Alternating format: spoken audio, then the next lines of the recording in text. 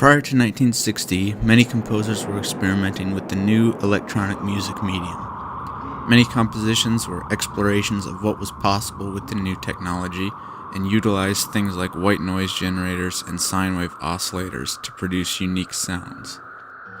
Vladimir Ussachevsky, co-founder of the Columbia-Princeton Electronic Music Center, bucked this trend by choosing to use manipulations of real recorded instruments rather than artificial tones.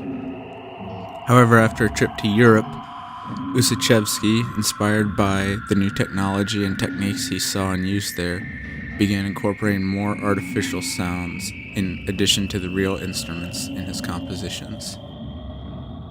Linear contrast was the culmination of all that. It uses a combination of real instruments and electronic sounds. Piano and harpsichord are present, as well as filtered white noise. Some of the sounds seem to drift back and forth between the left and right tracks. This was something Ussachevsky achieved by hand mixing the tracks. There's a pulse established about 15 seconds into the piece, which is achieved through a combination of piano and harpsichord mixed together at various intensities. The echo effect we hear was achieved through a tape loop, wherein the sound's intensity is diminished with each successive re-recording of the initial signal.